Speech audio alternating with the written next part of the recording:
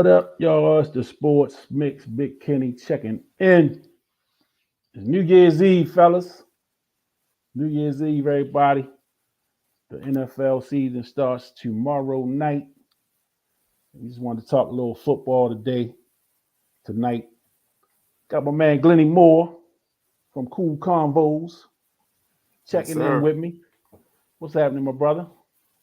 I'm ready and raring for some football. Let's go. It's been Let's long get it. enough. Let's Come get it. on, man. Let's get Blow it. the whistle. Let's Let's, go. let's get it. And then got a couple more guests that's going to be joining us. So, they running a little late. But me and Glenny going to kick it off, man. So we just going to talk a little football tonight. Like I said, it's NFL opening day tomorrow. And then we got the college football season started off last weekend. So, we to keep it home right on off the break, we're going to keep it at home, man. Glenny is a Morgan State alum, Morgan State football player, former football player, man. Morgan went on the road Saturday, got a big win down there in Richmond. So give me the Yes, skinny sir. man on this Morgan football team, Glenny, man. What's the expectations for this upcoming season? Well, I'm excited about the 2023 season. I'm so looking forward to it. New coach Damon, well, not new anymore, sophomore year, coach Damon Wilson. He led his team to a victory this past weekend. I'm excited. Last year we were 4-7. I'm looking forward to at least winning 7 games this year at Morgan State, and we're planning to take over the town, Baltimore. There you go. Baltimore, Morgan State, synonymous. We need to make that connection. And, man, the defense was stout. We took a bus. The alumni took a bus all the way down to the University of Richmond and loaded the bus, man, and we partied like before and after. And just to see those kids so excited, first of all, Richmond being ranked, I believe, 17th. And they called it an upset. Yeah. Again, our defense was stout. Still thinking some things we need to work out offensively, but it's the beginning of the year. So offense will come along, but that defense is stout, man. A bunch of All-Americans on there, all MEAC, preseason all MEAC guys. And Morgan State, we're ready.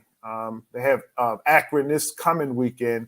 And then Baltimore, they have Towson the following weekend. So we got to take over this town over the next couple of weeks. Absolutely. So where's that Towson game going to be at?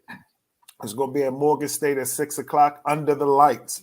Let's be clear, under the lights. That's going to be big. We're going to take over the town. So come on out, get your popcorn at Morgan State University to see. At that time, it's going to probably be their 3rd win. And that's absolutely. And that's the 23rd, right?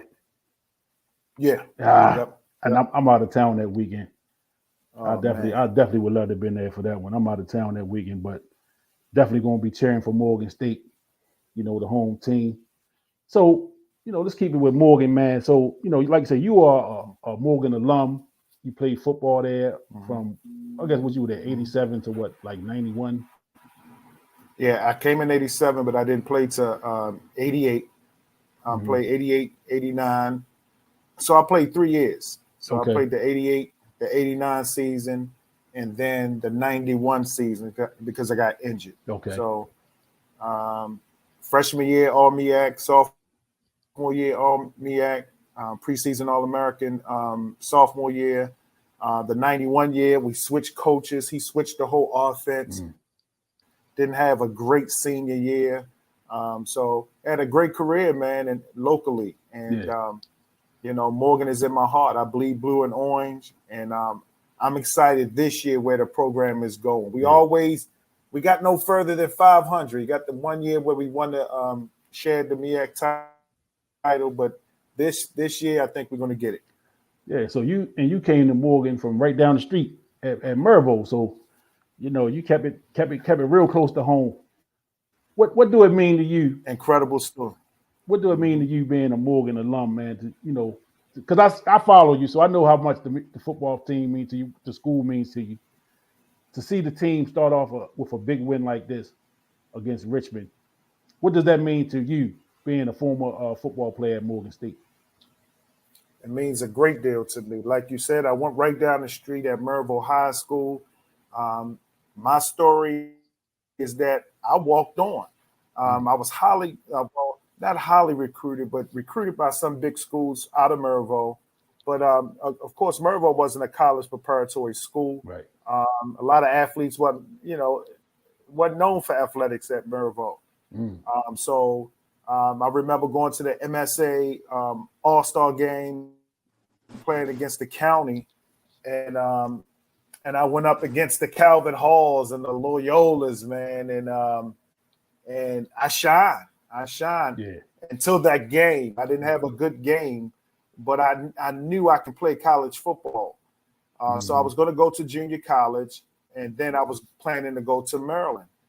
However, my dad, and God rest his soul, talked me into going to Morgan State. I said, I don't want to go to Morgan State. That's right in my backyard. I could hear the band from my mom's house at Morgan State. And but it was the best decision I've ever made, man. Had an incredible college football career at Morgan State. And this season means so much to me, man, because I'm living through the players today, man, to finally get a winning season and to finally get a championship. So it's big for me. Morgan State, blue and orange through and through. Absolutely. And welcome to the show, my guy, Dean. Another Morgan grad. Yeah. There it is. Another Morgan grad, man. So are you keeping up with the football team there, Dean? Yeah, they got a little airtime this week. They was up on the tube, so I had a chance to check out some of that game.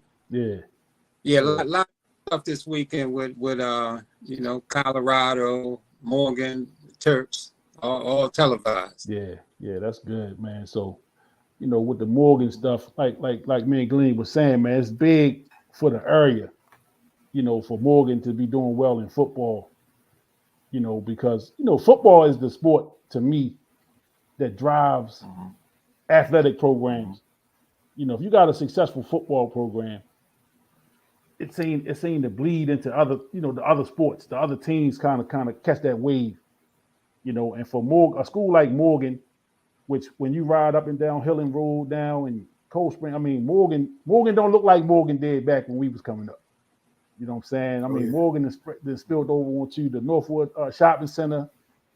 I mean, all of that stuff that used to be open land, they got buildings coming up, man. I mean, it's really a growing campus right now. So with a successful football team on top of that, I mean, man, Morgan could really turn the tide right now. With a successful football season, they could be the springboard to a lot of successful things, even outside of sports. Right there on Hillen Road in Cold Spring. They got a legacy. It builds revenue for the school itself, as well as the community. Bring the community together. Our goal in being a part of the Booster Club, our goal is that little kid that lives around the corner pulling on his daddy's arm. I want to go to a Morgan State game in Baltimore. That's the ultimate thing we want, because I know as a kid, I used to hear that band. We want other kids in the community to come out to Morgan State University. Yeah, absolutely. Is that band still rocking? Man, incredible. And listen, over the years, they can have 20 band members and they still rocking, blowing all the bands out. Yeah. Amazing. I remember, I don't know, man, I can't remember the year, but they performed Baltimore on Monday Night Football. And at halftime, they had the Morgan band. And after they was jumping up in that joint, I mean, Frank and Howard Cosell and all of them was talking about that band. They got a legacy. Yeah, that's tough. Yeah, man. I wonder if there's any footage of that. Yeah, that'd be nice. I when I was watching that, I do remember them catching some of the Morgan performance. And Morgan, the band, they rocking all the way off the field. They don't stop. Jamming until they get all the way off. So I remember the camera following them all the way off the field. And that's down Memorial Stadium, right? Memorial Stadium, yeah. Yeah. So, so we definitely gonna be keeping up with Morgan State this football season for sure. And I got Glenny on the inside. So, we gonna get, we gonna try to get the coach up on here, man. You know what I'm saying? Yeah, we gonna try to get the coach, man, promote that thing. Even though I'm a Coppin graduate, you know what I'm saying? I'm a Coppin guy, but I'm a Baltimore guy first. You know what I'm saying? I'm a Baltimore guy first. Y'all got to get a football team, man. Y'all got to get a football team soon. I know they was trying a couple years ago. I know they were trying. I don't know what the status is on that. But we stole y'all assistant coach, man. We brought y'all assistant coach back home for basketball. So hope we can get that thing turned around, man. I hope we can get that thing turned around. The greatest son of Coppin basketball came home, and I hope we get this thing turned around. Larry Stewart, for those that don't know, he back home at Coppin where he belongs. Yeah. We stole him from Morgan's bench. It was strange for me to see him sitting on Morgan's bench last year when I was at that game. I said that it just don't look right. It don't look right at all. And the game I went to was up Coppin. I said, Charles Barkley always talk about somebody rolling over in their grave. I said, man, Fang Richard rolling over in his grave, man. Yeah. And Fang is alive and well. Yeah. Well, he where he's supposed to be, man. I'm sure he was on the edge of his seat, ready to go to Coppin. I know he was. Yeah, I know he was too. And he probably was cringing, looking at Warren Dixon over there, jumping around, stacking up L's. So let's keep it in the college for a second. And the other big story of the weekend is goddamn prime time. Deion Sanders, man, took the show to Colorado under some scrutiny, of course. There was some scrutiny when he took the job. But Deion told us, man, pretty much from the first press conference, from his first interaction with his team, what he been saying? We said, "We coming, we coming," and they people have what they say. Deion is a acquired taste. Either you're gonna love him or you're gonna hate him. And there's a lot of people love to hate him, and I know they hate the fact that he won that first game, and it was a damn good game. It was a damn good game, man. I watched most of the game. It was a damn good game, man. And his son, Shador, he legit, man. He legit. Let me bring up another my fourth guest, my third guest here. We got a legend in the building. Oh man, the legend is here. Marc Clarke, what's up, my brother? What's going on, gentlemen? How's it going? Oh man, beautiful. Can you hear me? Yes, sir. Oh, there you go. Oh, you can hear me now? Yeah. Gotcha. Okay, good. So yeah, we started out. We talked a little bit about Morgan State and their big win over the weekend. They beat on Richmond, and I got two Morgan alums, Glenny and Dean are Morgan alums. So big win. They taking over. Pride. You can see the pride in their faces. I love it.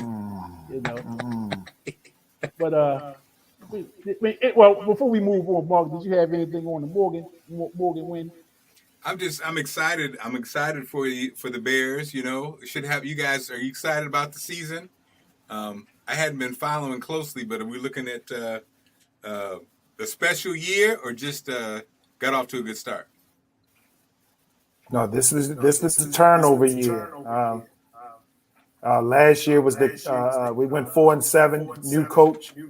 And let's be clear, he started out with 40 players, kind of like the Deion situation. He had to bring his own players in this year. So we got the first win against a ranked team this year. Again, we have a stout defense, and I think we're going to take over the town and make some noise in the country. I think they have us rated in the top 10 in some polls already. So it's just getting started. That's what's up, man. That's exciting times. That's what's up. Impressive one. So we great transition into the other big story of the weekend. Coach Prime, Man. Coach Deion Sanders in the Colorado football program, man. That big win they got over TCU. I forgot that TCU was the run-up last year. I totally forgot. I knew they were top 10, but I totally forgot they lost in the national championship game. Yeah, how big of a win? I think they forgot too. I think they forgot too. Absolutely.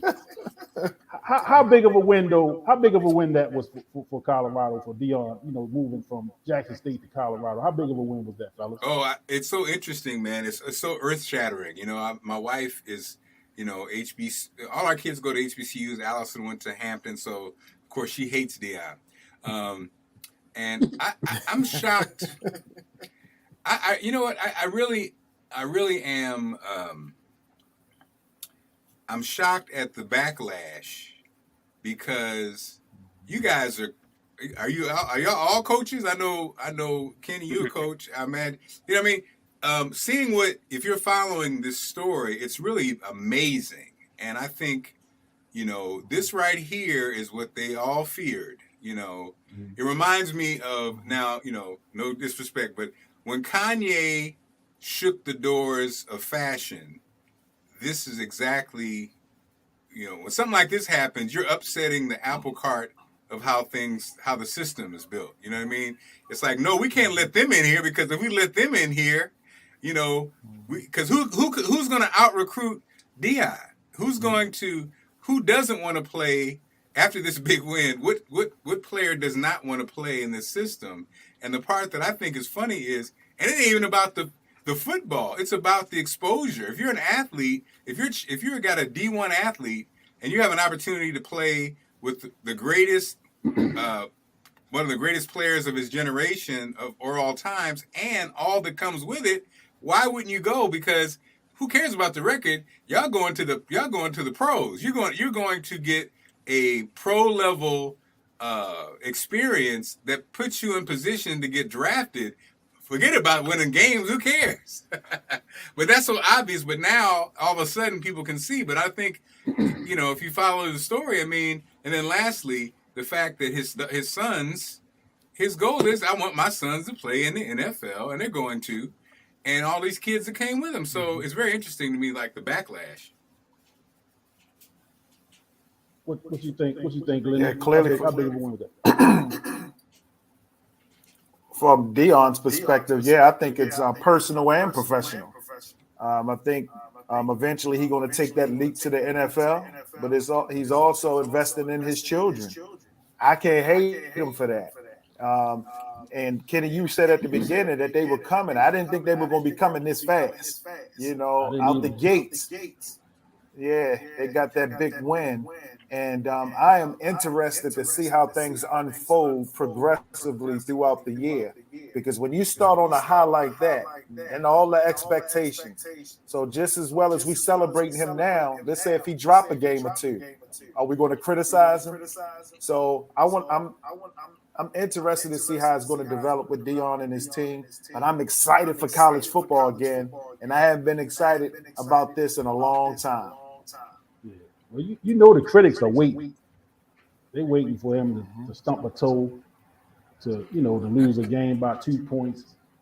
You know, a last second loss. They waiting. They waiting for the jump on him. And his personality bring that. You know, because he live his life loud, and you know I think he welcomed the criticism. You know, but he's the type of guy, I don't think the criticism really bothers him. It doesn't really get up under his skin like it would somebody else, like my man at Alabama. He may not take the criticism well if his team was doing bad. You know.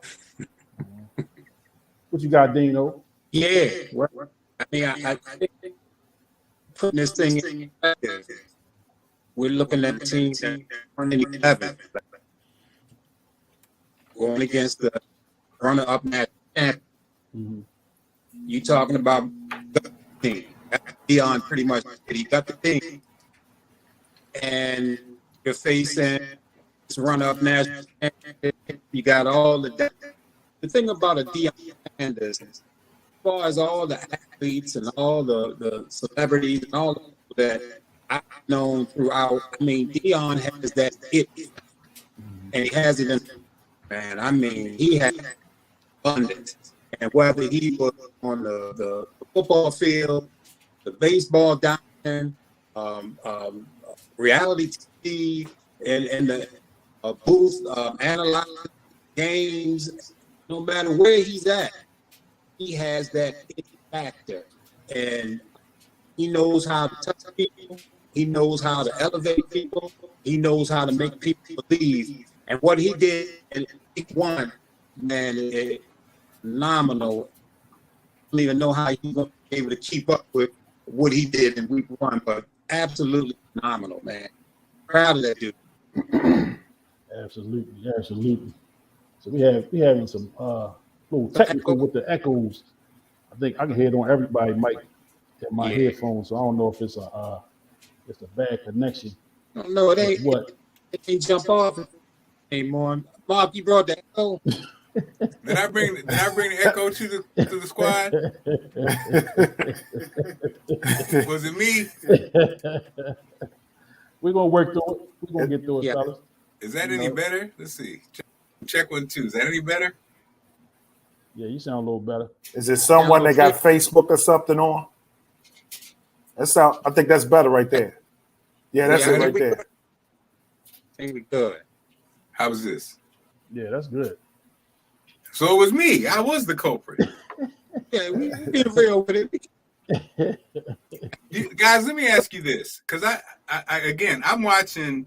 I don't know if you guys are watching his son. You know, they've been following this. They have a whole video production of this whole process. If you guys tuned into that, his son is Well Off Media, which is another stream of income that they're now creating, and this thing, it's weird. I'm like, are we not capable of? At the end of the day, Deion Sanders is not only, as you mentioned, Dean. You know, perhaps he's won at every level. We know, and the team, the coaches that he assembled. You know, what's about to happen is all these legendary white coaches are now going to have to compete for real. And it's all smoke and mirrors. It's all been smoke and mirrors. You know, you talk about so-and-so's a player's coach. Yeah, you ain't no damn Deion. You know what I mean? It's not even close. My man, Nick Saban and all these guys who've been profiting off the backs of black players who really don't understand them and don't care about them. Now you have a dude who not only has been coaching his kids in that little clique since they were 4 years old. Number one. Number two, he has the cachet to bring. Oh, we talking linebackers? Let me call Ray Lewis. Oh, we talking linemen? Let me call my man who's just up there. We talking receivers? Let me call T.O.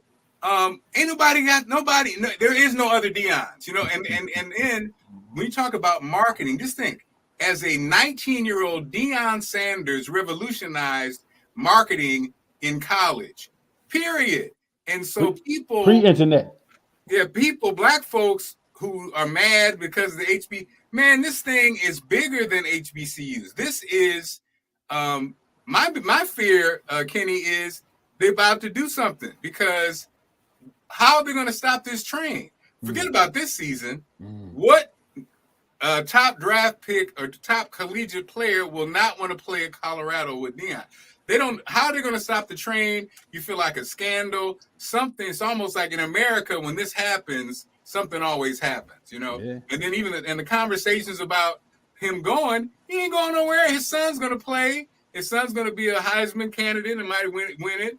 And then when he goes pro, that's when Deion's going to probably go pro. But so we all know that's how it's going to play out. But I'm just like, again, knowing what we know, you know a scandal has to be coming, because when a black man has this type, just think, he's going to dominate. So if they win this weekend, which they probably will, 2 weekends in a row, they're the talk of everything. I heard the hater on say, I'm Deioned out already. The white guy that's on with Stephen A. Smith. He said, I'm Deioned out already. Yeah, we are Deioned out already, because we're not used to seeing this level of almost worship, you know, especially with a guy like that. I thought it was funny when the white my man the other day, the white guy, I can't think of his name, when he said, "Hey, this is going to be an epidemic." He chose the wrong words, but he said what he meant.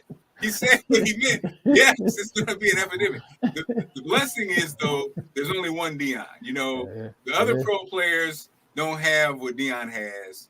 And then someone said something I think so important about how patient. Somebody said with a guy, I think it was you guys watch all those shows too. Someone talked about how for him to be a superstar, he has patience that most superstars don't have. That's why they can't usually coach, because they get so frustrated and with the kids that they don't know how to, handle that. Yep. That's definitely true, man. He's just the right guy at the right time in the right positions. I mean, the energy that he brought to Jackson State when he took the job. I remember watching the press conference, how they had the band, and this was during COVID. You know what I'm saying? Everything was shut down. They had this big thing for him. The band was playing. They drove him in a limousine. He got out. He walked up on stage as only he could do. And he promised you then that times was changing. You know what I'm saying? And he did what he did in 2 seasons. He was only at Jackson State 2 seasons, right? If I can remember, he was only there 2 years. Well, I think 3, because they did the 1 year they played spring football. I think 3. And then they played the 2 seasons. But he went to the national championship. He went to the national championship both years, right? Man, I think, Mark, you hit it on the head, because it's number one, he's prime time. He is who he is, so he's going to bring a level of, attention to everything he does. I was a Deion fan as a player. I was a Deion fan as a commentator. I'm a Deion fan as a coach. You know what I'm saying? I just like the energy he brings. I like the fact that he keeps it 100 with these kids. The Colorado team was 1-11 last year. He caught flack because he got them kids up out of there. They won 1 game. Changes needed to have been made. And I say this a lot, to people that's like casual sports fans.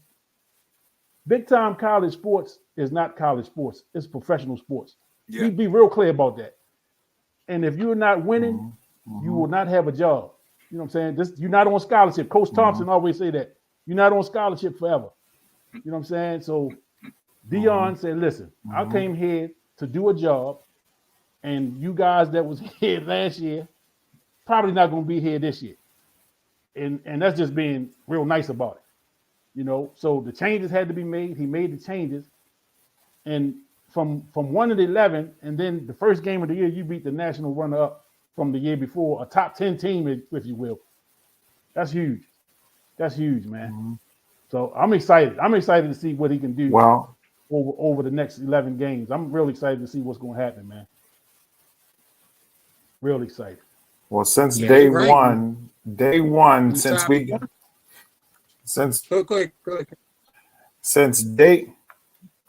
since day one, we heard Deion Sanders' name. He has revolutionized the game, sports overall. I think the world and the nation is catching up with him.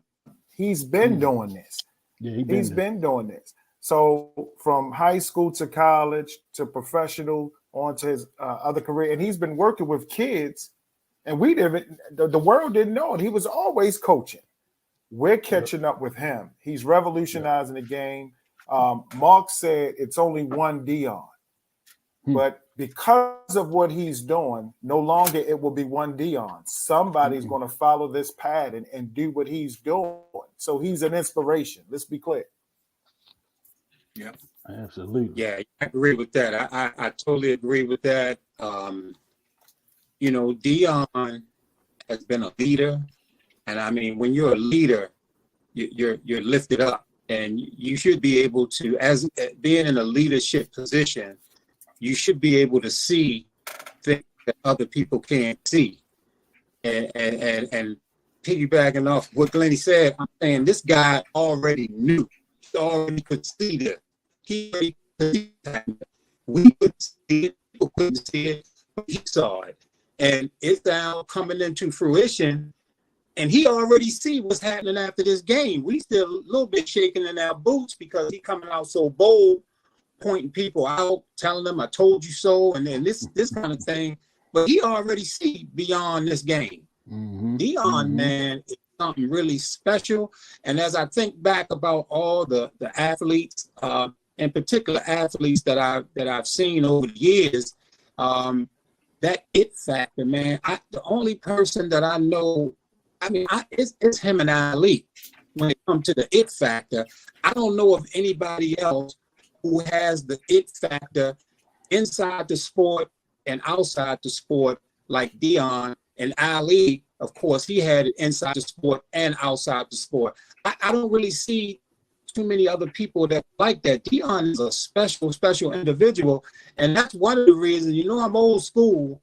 And that's one of the reasons why, it impacted me a little bit, him leaving Jackson State, because I wanted that it factor that he has, that we see right now, to go from 1-11 to in the top 25 after the first game, for his son to be the quarterback, throw for over 500 yards, and and break all kind of records. Also for his son to be the top NIL player in college football, grossing, I forgot how many millions he's bringing in, $4 million or something.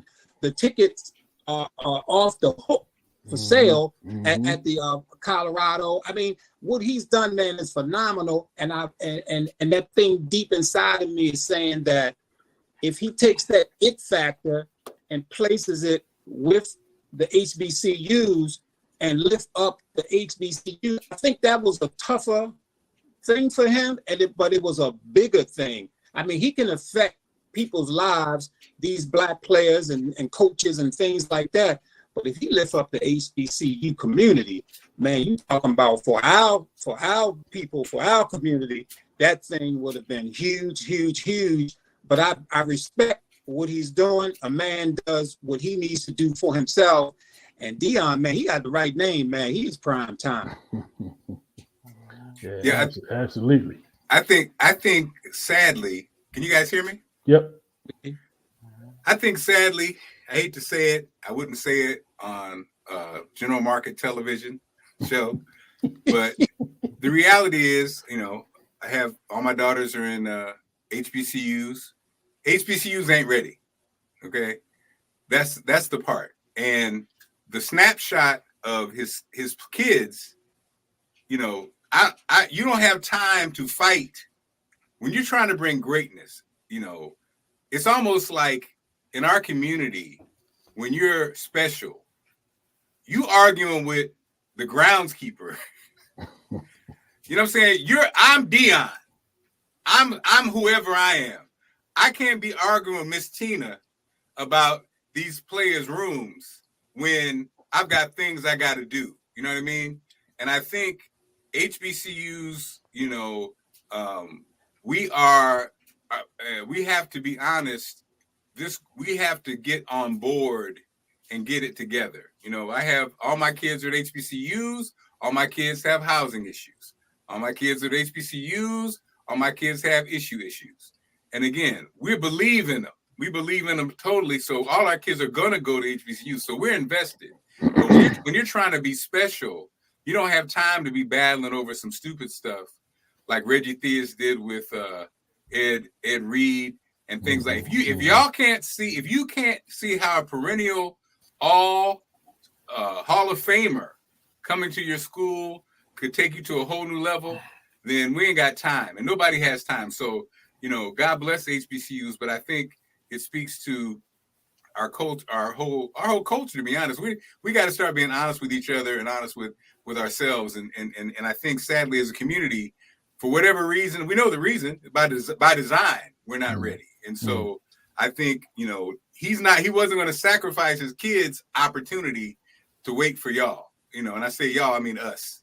And so I think because just think like Ed, just think of who we have. Like, does Eddie George have the support he needs?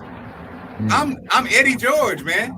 You know what I'm saying? You battling it out with, again, back to Ed Reed. Reggie Theus, you tell me the decision maker at the school, if Reggie Theus if it's a choice between Reggie Theus and Ed Reed, what the hell are we talking about? Reggie Theus, if you don't get your light-skinned, curly mustache out my office and get Ed Reed's nappy hair in here, man, Reggie Theus would have been fired, man. Get your ass out of here. We're talking about Ed Reed. You know, it's like, but we, you know what I'm saying? We know how Howard, all them arrogant cutting deals, people at Howard fighting. When I worked at WHUR, I never forget. I go to the gym to see the gym that these kids, these athletes are training on. Kenny, why did I see some damn Nautilus machines in there?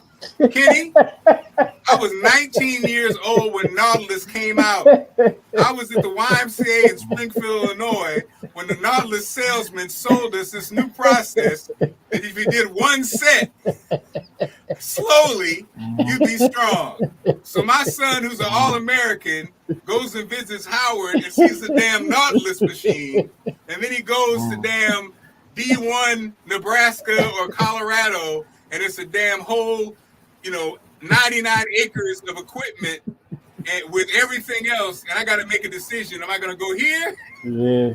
Am I going to go help Ed Reed clean up his garbage and have a field, or am I going to go to Colorado? You know what I mean? So we got a long way to go, and I think it's a good thing. I think it kind of gives us a starting point at least to kind of start having a conversation, maybe. Yeah, well, it's a conversation to be had for sure, and I think with Deion going to Jackson State and doing what he did in a short period of time. I mean, look at the changes he made just on that campus. He upgraded the weight room, he upgraded the practice facilities, the practice field, the locker room. And that's because he's Deion and he has the resources. He has people that's willing to come and lend them a hand. I mean, people was donating millions of dollars, pledging millions of dollars just because Deion Sanders was there. You know what I'm saying? And I think that's the thing we miss out. A lot of our well-off people, celebrities, if you will, they tend to be trendy, so they get behind what's hot. And Deion was hot, and you had everybody wanting to go down there, wanted to be on the sidelines. They wanted to be on camera. And part of that probably was part of their brand too. Yeah. If I can get down here and I can show that I'm on the sideline with Deion and I'm this, that, and other, it's gonna help my brand as well. So it's kind of a mixed bag. But again, you got right here in Baltimore, you got two HBCUs, Morgan and Coppin right across town from each other. And we got some millionaires from this town. You know what I'm saying? We got some people here that could change the landscape of the athletic programs at those schools if they chose to. You know what I'm saying? So is it going to take for a Ray Lewis to go to Coppin and start the football program with his cachet and with his name and image to bring that type of thing? Or, can we get a young and up and coming football coach with a lot of energy? I know just off the top of my head, I remember a couple of years ago when Towson got the coach, I can't remember his name, but he had a lot of energy. He brought a lot of energy, and he had Towson. They played for the national championship one year. You know what I'm saying? He was a young coach. I think he's gone now, but his name is escaping me. But he came and he brought some energy, and he had Towson kind of going in the right direction for a few years. And that's what I'm hoping. That's what I'm hoping that happens now with the coach at Morgan State. What's his name, Glenny? Make sure I give him his props. What's the coach at Morgan's name? Damon Wilson. Damon Wilson. So Coach Damon Wilson. Mm-hmm. Yeah. So I just want to make sure, I'm hopeful that this is the direction that he's going in with the Morgan program. Bringing some energy. He got him playing well. It was a great big win for him Saturday. I'm looking forward to this weekend and the big game again. Not to bypass what's going on this weekend, but the battle for Baltimore in 2 weeks, where Morgan plays against Towson at Morgan, under the lights. Okay. Under the lights. That's huge. That's a big game on a Saturday night for Baltimore, for the Morgan State Bears, man. So I'm hopeful, that some of that some of that excitement that Deion brought to HBCU sports can kind of trickle down. Because, like you said, it's only one Deion Sanders. You know, we're not going to see that again. You know, it's almost like, and, you know, great transition to the NFL, but it's like being a Baltimore Ravens fan. I don't think a lot of times people understand how lucky we were, man, to be able to have Yes. Jonathan Ogden, Ray Lewis, and Ed Reed on our team for all the years that we had them. Yeah. And I really don't think people appreciate it. You know, especially when a Ray Lewis walks away, he headed to Canton, and they talk about the next man up. That's good to say. You know, that's good to say on a Sunday when somebody get hurt. But we talking about Ray Lewis. It's not that simple to replace that guy. Yeah. You know what I'm saying? And truth be told, we still trying to replace him. And it's like we had Brooks Robinson at third base. It's not an easy fix when you have players that great and they make it look so easy. Yeah. You know what I'm saying? It's not easy to replace them. It's not easy to say next man up.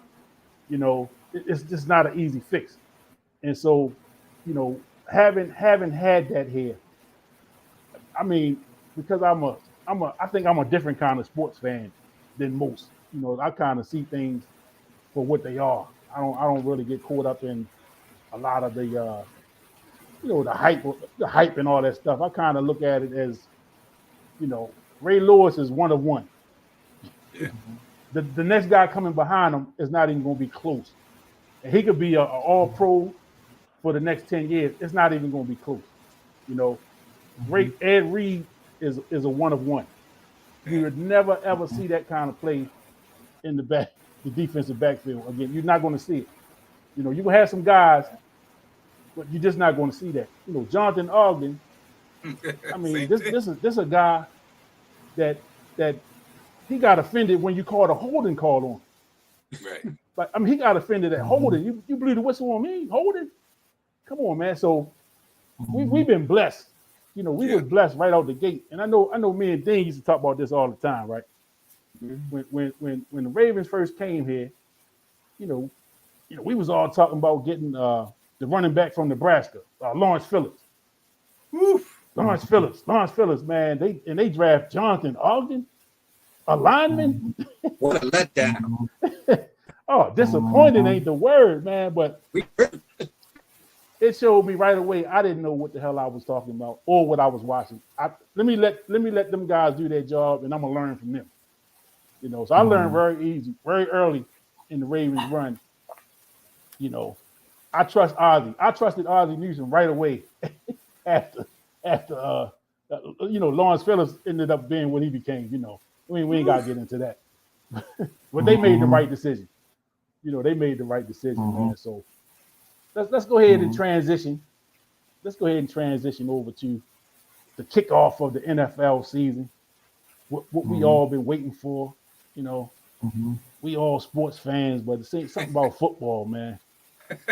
You know, something about football. You can, you know, December 31st, y'all can have that. Y'all can go down to the, you know, to your parties and all that, fireworks and champagne and all that. This is December 31st for football fans, man. This is New Year's Eve for us. This is what it's all about, man. We ready for some football. You know, we had a show back in the spring. I think in March we were talking about Lamar Jackson and his contract. Are they going to pay him, man? All of the slander. They slandered my man, something terrible. Every day it was some nonsense. Lamar this and his mother that. And, you know, he's blowing it and this, that, and the other. And as soon as the man put ink to paper, all of the noise stopped. Yep, it sure did. All of the noise stopped, man. But you know what? Just like I said with Deion, if Lamar Jackson get a goddamn going hangnail, if he get a hangnail, man, if he throwing a football, hit his finger on a helmet, they coming. The haters are coming, man. I told you he was going. Man, listen. They are playing football, professional football, man. People get hurt every Sunday. It's part of the game. It's part of the game, man. Mhm. But quarterbacks, Mhm. as I said back in March, as I said back in December, as I said last year before the season started, starting quarterbacks in the NFL are going to get 40 to 50 million per year, whether you like them or not. Yeah. And if you don't want to pay your Mhm. quarterback, you're not going to win.